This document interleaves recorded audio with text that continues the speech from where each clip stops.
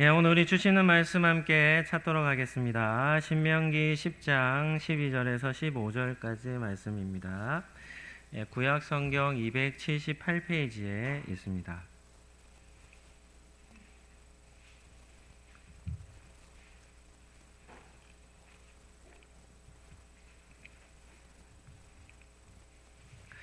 예, 신명기 10장 12절에서 15절까지 말씀입니다.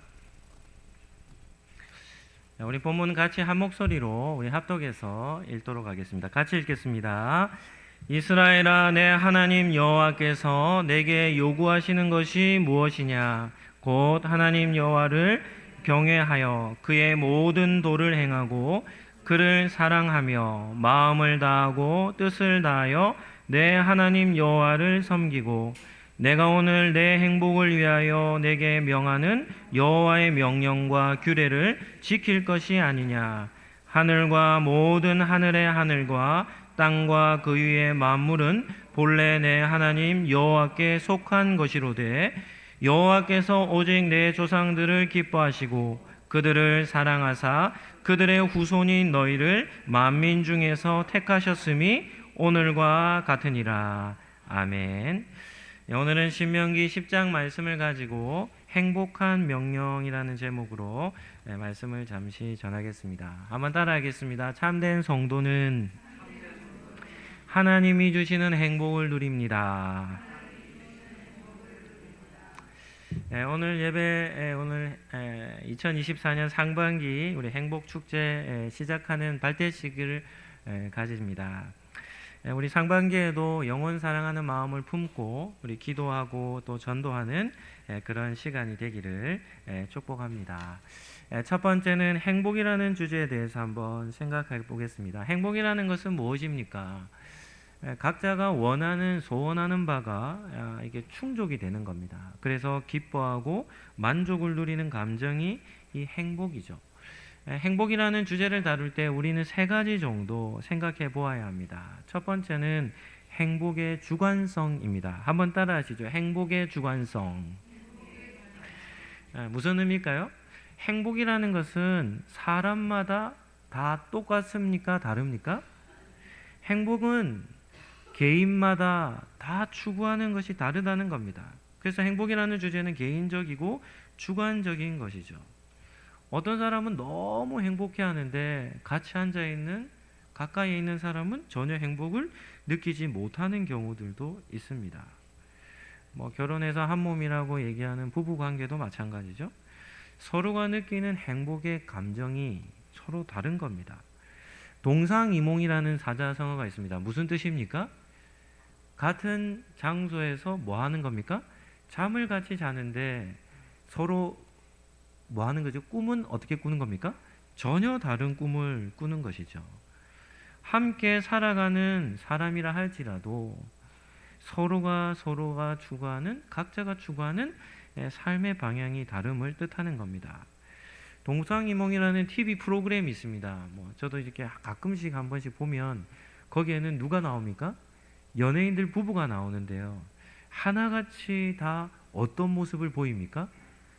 부부가 짧게는 5년, 길게는 20년을 산 부부들인데 하나같이 행복을 추구하는 방법이 다릅니다. 그런 것을 보면 이 행복을 함께 공유한다는 것이 얼마나 힘든 일인지 그런 것을 보게 되죠. 그래서 대표적인 연예인들이 나와서 부부들이 보여주는데 남편이 하는 행동을 보고 남편은 즐거워하는데 아내는 분통 터져하고 아내는 엄청 행복해 하는데 남편이 그것을 보며 속에서 천불이 나는 겁니다. 그런 것들을 보면 함께 살아가는 부부의 관계를 할지라도 행복을 추구하는 것이 다르다라는 것을 우리는 알 수 있는 것이죠. 그러니까 부부 관계도 이렇게 행복이 공유가 안 된다면 다른 사람들과의 관계 속에서 함께 마음을 맞춰 행복을 추구한다. 어떻게 보면 불가능할 정도로 힘든 일이 아니겠습니까? 어떤 사람은 음식을 먹을 때 너무 행복해하고 어떤 사람은 멋진 옷을 입을 때 쇼핑하는 것을 너무 좋아하고 어떤 사람은 쉬는 것을 제일 큰 행복으로 여기는 반면 어떤 사람은 열심히 운동을 하며 땀 흘리는 것을 행복해 하는 겁니다. 그러니까 이 행복은 너무나도 개인적이고 주관적인 특징을 가지고 있는 것이죠. 두 번째, 행복이라는 주제를 살필 때 생각해야 되는 것이, 한번 따라하겠습니다. 행복의 목적성. 인생이라는 주제를 다룰 때 이 행복은 없어서는 안 될 핵심 주제 중에 하나입니다. 이유는 무엇입니까? 모든 사람들이 뭐 하기를 원하기 때문입니까? 행복하기를 원하는 겁니다. 한번 따라하시죠. 사람은 행복하기 위해 살아갑니다. 행복 자체가 삶의 목적입니다. 그래서 행복은 모든 사람들의 최고의 관심이자 그들의 인생의 목적입니다. 왜 살아갑니까? 물으면 행복하기 위해 살아간다는 것이죠. 따라서 인생을 다룰 때 빠뜨릴 수 없는 주제가 이 행복이라는 주제입니다. 마지막 세 번째는 행복을 누리는 방법입니다. 행복이라는 주제는 너무나도 사람들에게 중요한 주제인데요. 그렇다면 과연 어떻게 하면 행복을 누릴 수 있는가라는 이 방법론도 참 중요하죠. 질문 한번 해보겠습니다. 행복을 누리며 사는 사람이 많겠습니까? 불행을 경험하며 사는 사람이 많겠습니까? 어떻습니까? 행복을 누리며 사는 사람이 많겠습니까? 불행을 느끼며 사는 사람이 많겠습니까? 제가 볼 때는 불행을 경험하는 사람들이 훨씬 더 많은 것 같습니다. 어떤 사람들은 이 행복이라는 것을 불가능한 것처럼 여기는 사람들도 있습니다. 그래서 이렇게 말하는 사람들도 있습니다. 저의 인생에는 행복이 없습니다. 불교를 믿는 윤회사상을 따른 사람들은 이번 생은 소망이 없습니다. 이렇게 얘기하는 거죠. 극단적으로 말하는 겁니다. 그렇게도 행복하기를 원하면서도 정작 행복을 누리며 사는 사람들이 많지 않는 것이 우리의 현실이죠. 불행의 수치가 매우 높은 나라 중에 하나가 어느 나라입니까? 우리나라입니다. 우리나라 사람들 대부분이 행복하다고 여기지 않는 것이죠. 따라서 행복이라는 주제를 다룰 때 행복해지는 방법, 이런 것도 빠뜨려서는 안 되는 것이죠. 무신론자인데요. 영국에 아주 뛰어난 철학자가 한 사람이 있습니다.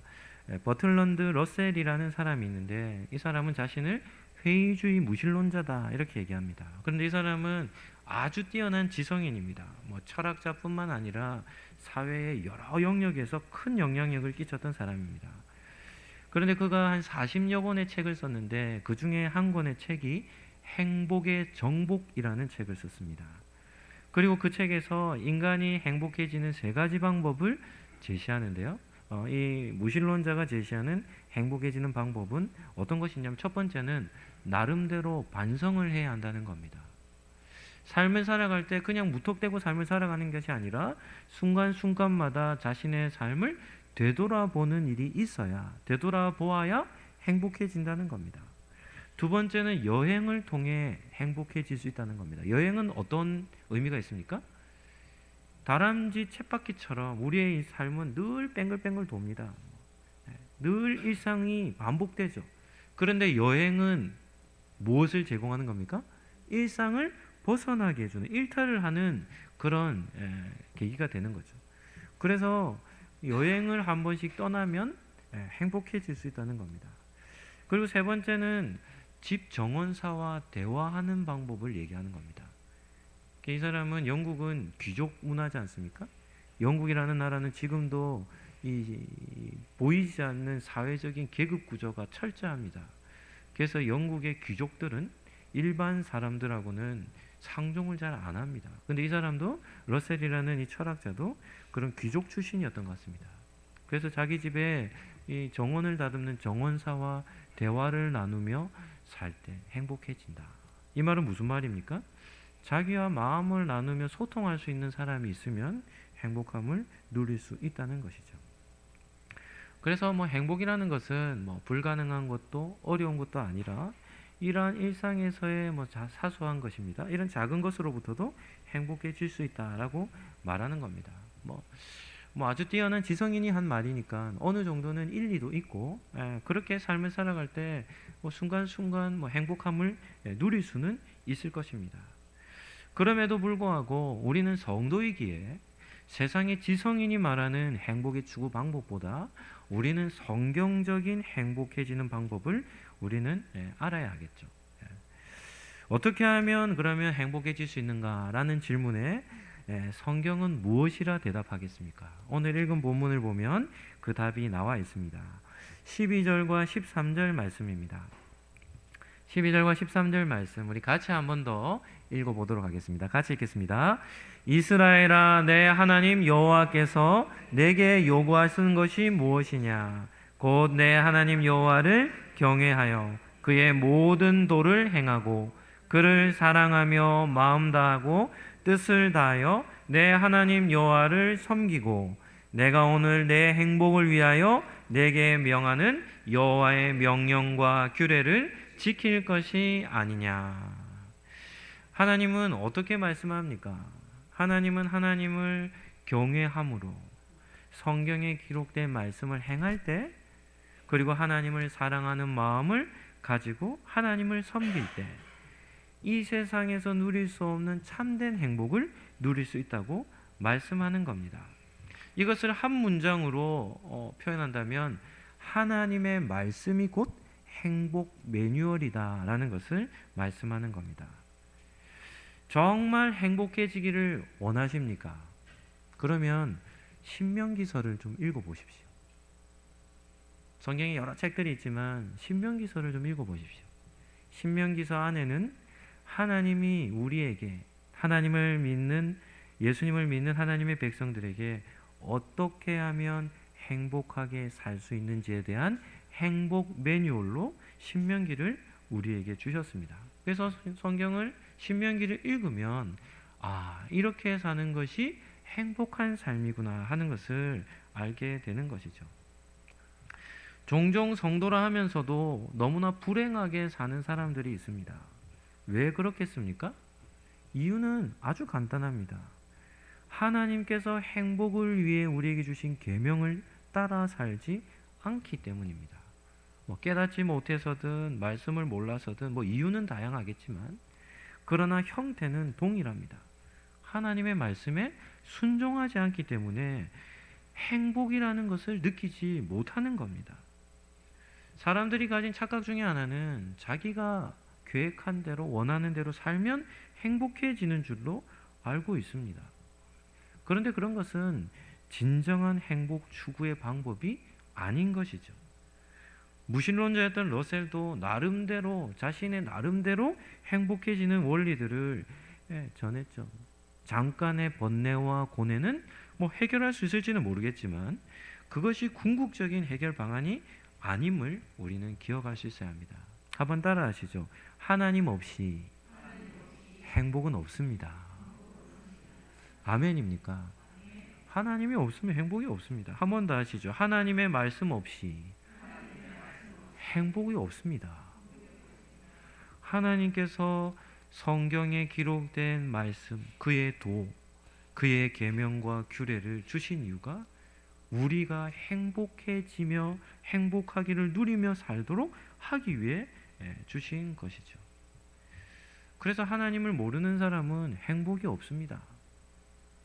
그리고 하나님의 말씀을 따라 삶을 살아갈 때 우리는 행복해질 수 있는 것이죠. 두 번째는 성도가 누리는 행복입니다. 성도는 누구보다 행복하게 살아야 합니다.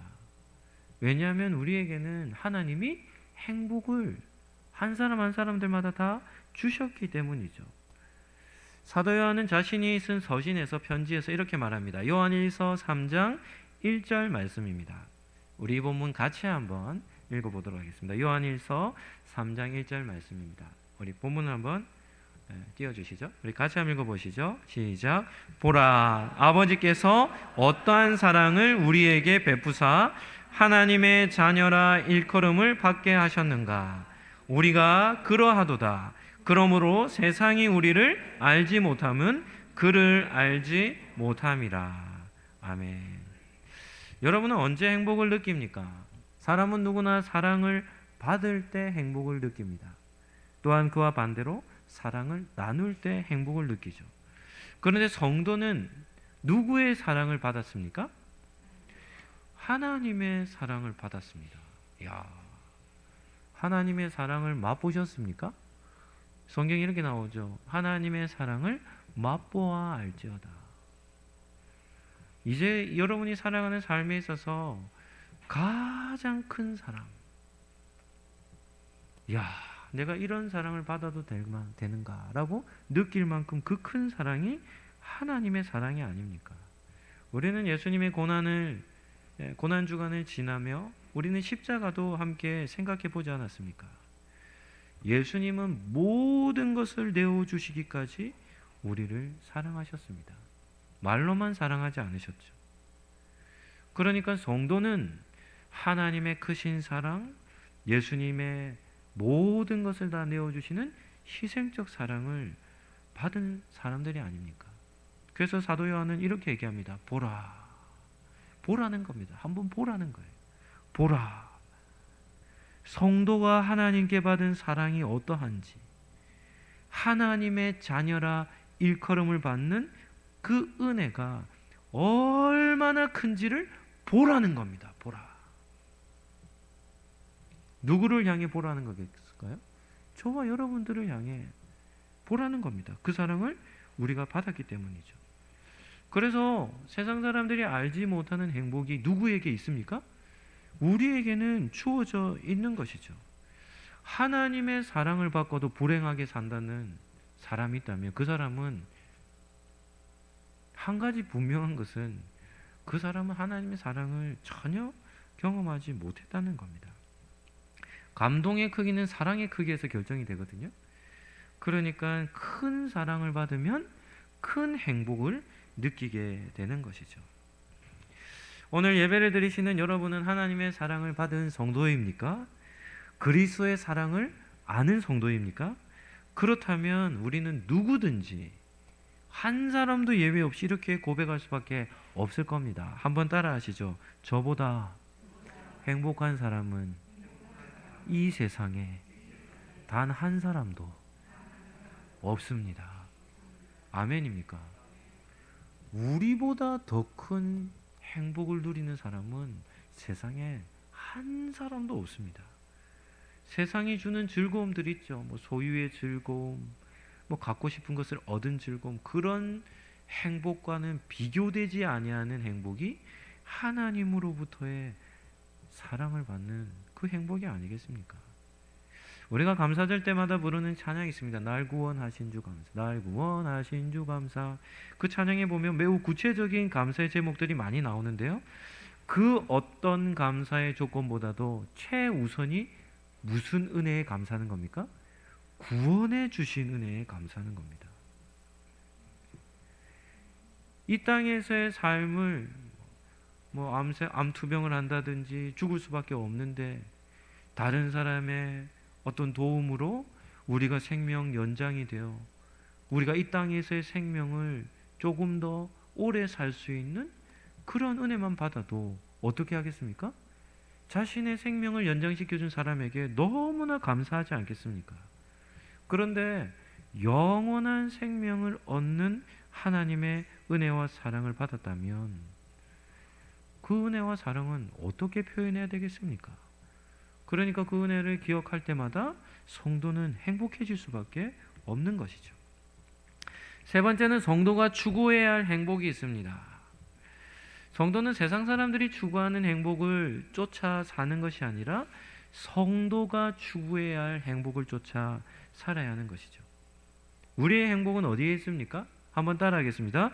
우리가 누릴 행복은 말씀 안에, 믿음 안에, 은혜 안에 있습니다. 이런 말씀 안에, 믿음 안에, 은혜 안에 성도들이 살아갈 그런 감동이 있는 것이죠.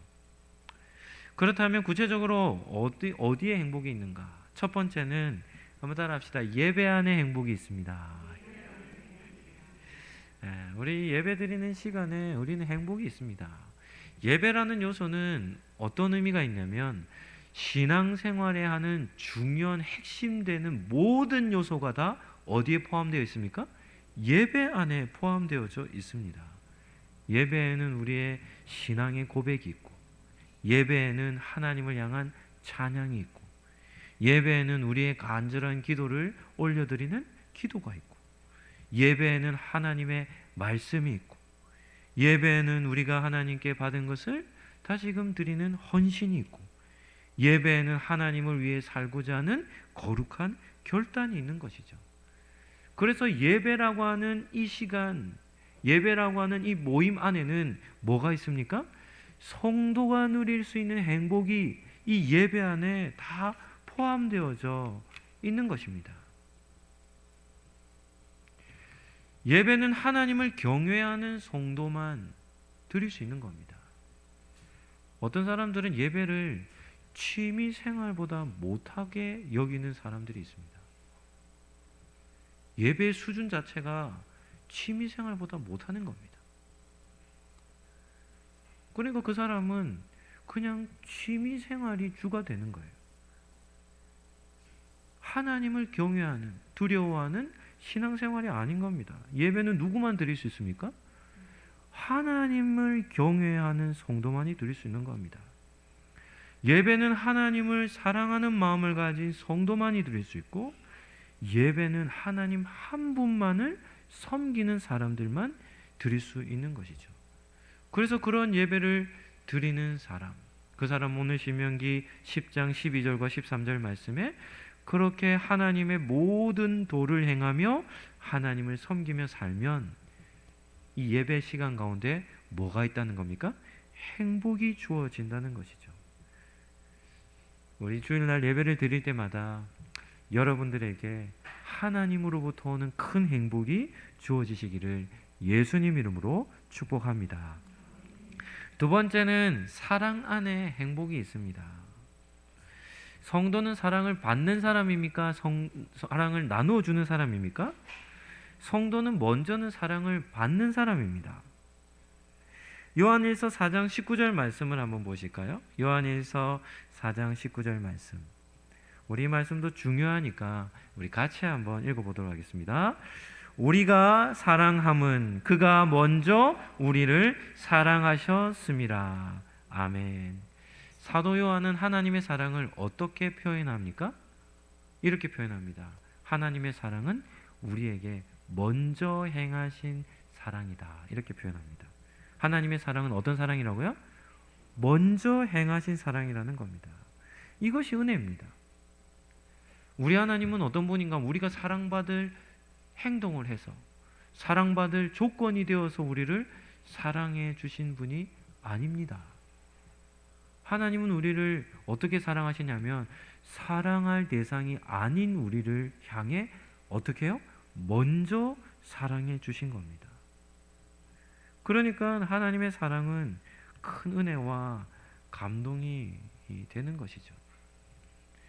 그러나 사도 요한은 뭐라고 얘기합니까? 우리가 사랑함은, 성도는 먼저 하나님으로부터 사랑을 받지만 받은 사랑으로 끝나서는 안 되고 그 하나님의 사랑받은 것을 그 다음에는 뭐 하는 겁니까? 다른 사람들에게 전하며 나누며 살아야 함을 말씀하고 있는 것이죠. 따라서 성도는 하나님께 받은 사랑을 잘 전해야 할 특별한 사명이 있음을 기억해야 합니다. 이런 말이 있죠. 사랑은 누가 잘합니까? 어떤 사람이 사랑을 잘합니까? 사랑을 받아본 사람이 잘하죠. 그러니까 성도는 한 가지 정말 잘해야 되는 일이 있는데 그게 뭡니까? 사랑하는 일을 잘해야 됩니다. 이유가 뭘까요? 하나님으로부터 사랑을 받았기 때문입니다. 성도가 받은 하나님의 사랑, 죄인 되었던 우리의 모든 허물을 덮어주신 사랑을 받았죠. 한 사람도 예외 없습니다. 목사인 저도 마찬가지입니다. 제가 지은 모든 죄를 덮어주시는 사랑을 받은 겁니다. 두 번째는 원수 되었던 우리를 먼저 찾아오시는 하나님의 사랑을 받은 거 아닙니까? 먼저 찾아오시는 사랑을 해주신 거죠. 또한 자격 없는 우리를 먼저 받아주시는 사랑이 아닙니까? 그러니까 이러한 하나님의 사랑을 받았다면 우리에게 죄를 짓는 자에 대해서 그의 허물을 덮어주는 사랑을 행해야 되는 것이죠. 주기도문에도 보면 이런 기도가 있지 않습니까? 죄를 지은 자의 죄를 우리가 사해 주었듯이 하나님 우리의 죄를 사해 주십시오. 죄 사함의 기도는 죄 용서를 실천하는 것으로 인해 죄 용서를 받는 겁니다. 왜냐하면 그러한 사랑을 우리가 받았기 때문입니다. 그렇기 때문에 우리는 하나님의 사랑을, 그와 같은 사랑을 받았기에 우리도 사랑을 잘 실천할 수 있는 사람이 되어야 되는 거죠. 예수님은 제자들과 마지막 식사를 하시며 제자들에게 새 계명을 준다라고 하며 한 가지 명령을 하십니다. 요한복음 13장 34절 말씀입니다. 한번 같이 한번 읽으시죠. 시작. 새 계명을 너희에게 주노니 서로 사랑하라. 내가 너희를 사랑한 것 같이 너희도 서로 사랑하라. 예수님께서 새 계명을 너희에게 준다. 아주 단순한 계명입니다. 무슨 계명입니까? 서로 사랑하라는 겁니다. 서로 사랑하라는 것. 사랑하는 방법은 어떤 방법입니까? 예수님의 방법입니다. 내가 너희를 어떻게 한 것 같이요? 사랑한 것 같이 너희도 서로 사랑하라는 겁니다. 예수님의 십자가는 단지 우리를 사랑하는 증거로만 주신 것이 아닙니다. 예수님의 십자가는 내가 너희를 이만큼 사랑한다라는 증거로도 주셨지만, 예수님의 십자가는 우리에게 사랑은 이렇게 하는 것이다 라고 하는 사랑의 모범으로, 사랑의 방법으로 주셨다는 겁니다. 그래서 나의 제자라면, 나를 믿는 성도라면 내가 너희를 사랑한 것 같이 예수님이 사랑하신 그 방법대로 우리도 어떻게 해야 되는 겁니까? 사랑을 해야 하는 겁니다. 사랑은 받을 때 행복합니까? 나눠줄 때 행복합니까? 사랑을 받을 때도 행복하지만 더 성숙한 사랑, 더 큰 행복은 뭐 할 때입니까? 사랑을 나눠줄 때입니다. 이유가 무엇일까요? 사랑을 실천하면 우리의 인생에 가장 우리를 가치 있게 만드는 일이 사랑을 베푸는 것이고, 성도로서 우리를 부른 존재적 목적을 완성하는 것이고, 또 한 가지는 성경에 기록된 모든 말씀을 뭐 하는 겁니까? 성취해내는 것이 사랑을 베풀 때 이루어지는 것입니다. 그래서 율법의 완성은 뭐 하는 겁니까? 사랑을 베푸는 것이죠. 우리 상록교회 성도들은 사랑을 잘 하는 성도들이 되어야 할 줄로 믿습니다. 마지막 네 번째는 사랑을 전하는 최고의 방법입니다. 예수님께서 이 땅에 떠나실 때 제자들과 모여있던 성도들에게 마지막 지상 명령을 한 가지 하시죠. 마태복음 28장 19절에서 20절 말씀입니다. 우리가 잘 아는 말씀인데요. 네, 같이 한번 읽고 마무리하도록 하겠습니다. 같이 읽겠습니다. 그러므로 너희는 가서 모든 민족을 제자로 삼아 아버지와 아들과 성령의 이름으로 세례를 베풀고 내가 너희에게 분부한 모든 것을 가르쳐 지키게 하라.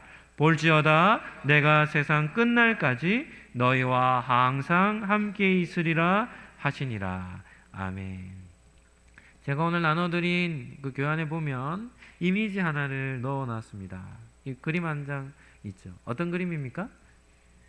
예수님께서 제자들과 함께 모여 있었던 성도들이 보는 앞에서 다시금 하늘로 승천하시는 이미지죠. 그때 예수님께서 모여 있었던 그 성도들에게 한 가지 명령을 합니다. 무슨 명령입니까? 모든 민족에게 복음을 전해 제자로 삼으라 라는 명령을 하시는 겁니다. 하나님께 특별한 사랑을 받은 성도, 예수님을 믿음으로 죄 사함의 은혜를 받은 성도에게 우리는 한 가지 행복해지는 원리, 그 말씀을 우리에게 남기시고 가신 것이죠. 여러분들은 성도로서 한 가지 반드시 추구해야 될 행복이 있습니다. 한번 따라 하시죠. 나를 통해 예수님의 제자가 세워지는 것입니다. 여러분을 통해 예수님을 믿지 않는 사람들이 예수님을 믿고, 예수님을 믿는 성도들 중에 예수님을 닮은 제자들로 세워지는 것, 이것이 우리에게 있어서 가장 큰 행복이 되는 것이죠. 그래서 성도들이 누려야 될 큰 행복은 영혼을 뜨겁게 사랑하는 그 마음으로 기도하고 전도하고 섬기는 것, 이것이 우리에게 가장 큰 행복입니다. 세상의 즐거움이 여러분의 행복이 되기를 원치 않습니다. 하나님께서 주시는 행복, 하나님께서 우리에게 누리게 하시는 그 행복을 성도는 누리며 살아야 하는 것이죠. 그래서 오늘부터 해서 한 3주 동안 우리 전도 대상자들, 우리 태신자들을 우리 정하고, 또 그들을 위해 뜨겁게 기도하고, 또 그들을 교회에 초청하는 이 일에 성도가 가장 행복해하는, 행복해지는 이 행사에, 이 전도 우리 사역에 우리 성도님들이 다 함께 동참해 주시고, 또 그것을 위해 기도하며, 또 그런 행복에 초대하는 그 초대에 참여하시기를 예수님 이름으로 축복합니다. 한번 따라 하시죠. 영혼 구원을 위해 기도하며 전합시다. 한 번 더 하시죠. 전도는 행복한 명령입니다. 우리가 늘 해야 하지만 잘 하지 못하죠. 그럼에도 이런 특별한 이런 시간이 있으면 주변을 둘러보시고, 하나님 저를 통해 믿지 아니하는 주변의 지인들 중에 예수님을 전해야 하고 사랑으로 섬겨야 할 사람이 누구입니까? 라고 해서 주변을 둘러보시고, 또 그들을 위해서, 그들의 영혼을 위해서 계속해서 기도하시고, 그리고 교회로 초대하시는, 초청하는 그런 귀한 행복 축제가 되기를 예수님 이름으로 축복합니다. 영혼을 사랑하기를 원하시는 예수 그리스도의 은혜와 이런 영혼을 되찾기를 원하시는 하나님의 사랑과 기도하며 전도하게 하시는 성령님의 교통하심이 태신자들을 마음에 품고 기도하며 전도하고자 마음에 다짐하는, 또 하나님의 사랑을 잘 전하고자 나누고자 마음에 결심하는 우리 상록교회 모든 권속들 머리 위에 지금부터 영원토록 함께 있을지어다. 아멘.